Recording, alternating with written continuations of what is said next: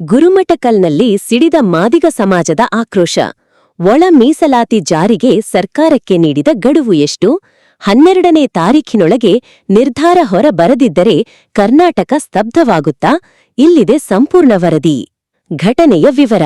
ಯಾದಗಿರಿ ಜಿಲ್ಲೆಯ ಗುರುಮಠಕಲ್ನ ಐತಿಹಾಸಿಕ ಬಸವೇಶ್ವರ ವೃತ್ತ ಇಂದು ಪ್ರತಿಭಟನೆಯ ಅಖಾಡವಾಗಿ ಮಾರ್ಪಟ್ಟಿತ್ತು.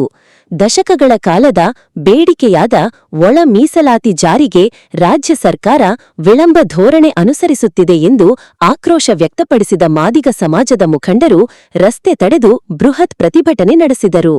ಪ್ರತಿಭಟನೆಯ ನೇತೃತ್ವ ವಹಿಸಿದ್ದ ಆಲ್ ಇಂಡಿಯಾ ಬಹುಜನ ಸಮಾಜ ಪಾರ್ಟಿಯ ರಾಜ್ಯ ನಾಯಕ ಕೆಬಿ ವಾಸು ಅವರು ಸರ್ಕಾರಕ್ಕೆ ನೇರ ಎಚ್ಚರಿಕೆ ನೀಡಿದ್ದಾರೆ. ಬರುವ 12ನೇ ತಾರೀಖಿನೊಳಗೆ ಒಳ ಮೀಸಲಾತಿ ಜಾರಿಗೆ ಅಧಿಕೃತ ಆದೇಶ ಹೊರಡಿಸದಿದ್ದರೆ ಈ ಹೋರಾಟ ಕೇವಲ ಗುರುಮಠಕಲ್ಗೆ ಸೀಮಿತವಾಗುವುದಿಲ್ಲ, ಇಡೀ ರಾಜ್ಯಾದ್ಯಂತ ಉಗ್ರ ರೂಪ ತಾಳಲಿದೆ ಎಂದು ಗುಡುಗಿದ್ದಾರೆ. ನೀವು ಸಮಾಜವಾದಿ ಸಿದ್ಧಾಂತದಿಂದ ಬಂದವರು, ಸಾಮಾಜಿಕ ನ್ಯಾಯದ ಹರಿಕಾರರು ಅಂತ ಹೇಳ್ತೀರಿ. ದಯಮಾಡಿ ಯಾರ ಮಾತು ಕೇಳಲ್ದೆ ನಿಮ್ಮ ಹೆಸರು ಈ ರಾಜ್ಯದಲ್ಲಿ ಉಳಿಬೇಕಾಗಿತ್ತಪ್ಪ ಅಂತಂದ್ರ ಏನು ಮಾದಿಗ ಸಮಾಜ 40-30 ವರ್ಷದಿಂದ ಹೋರಾಟ ಮಾಡ್ತದೆ. ಅವ್ರಿಗೆ ನೀವು 12ನೇ ತಾರೀಕು ಒಳಗಡೆ ಒಳ ಮೀಸಲಾತಿ ಜಾರಿ ಮಾಡೋದ್ರ ಮೂಲಕ ಅವ್ರಿಗೆ ನ್ಯಾಯ ಕೊಡ್ಬೇಕಂತಕ್ಕಂಥ ಬೇಡಿಕೆ ಇಟ್ಟುಕೊಂಡು ಏನು ಸಾವಿರಾರು ವರ್ಷಗಳಿಂದ ಹೋರಾಟ ಮಾಡ್ತಾ ಇದ್ದಾರೆ, ಅವರಿಗೆ ನೀವು ಅನುಕೂಲ ಮಾಡಿಕೊಡ್ಬೇಕಂತಂದು ಇವತ್ತು ನಾವು ಗುರುಮಠಕಲ್ಲಲ್ಲಿ ರಾಷ್ಟ್ರೀಯ ಹೆದ್ದಾರಿಯನ್ನ ಬಂದ್ ಮಾಡೋದ್ರ ಮೂಲಕ ಇವತ್ತು ನಾವು ಸರ್ಕಾರಕ್ಕೆ ವಾರ್ನಿಂಗ್ ಮಾಡ್ತಾ ಇದ್ದೀವಿ.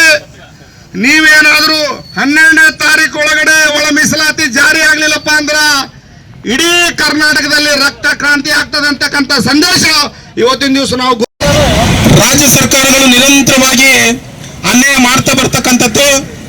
ಇದು ದೇಶದಲ್ಲಿರ್ತಕ್ಕಂಥ ದೊಡ್ಡ ಪ್ರತಿಭಟನಾಕಾರರು ಗುರುಮಠಕಲ್ ತಹಸೀಲ್ದಾರರ ಮೂಲಕ ಸರ್ಕಾರಕ್ಕೆ ತಮ್ಮ ಹಕ್ಕೊತ್ತಾಯದ ಮನವಿಯನ್ನು ಸಲ್ಲಿಸಿದರು.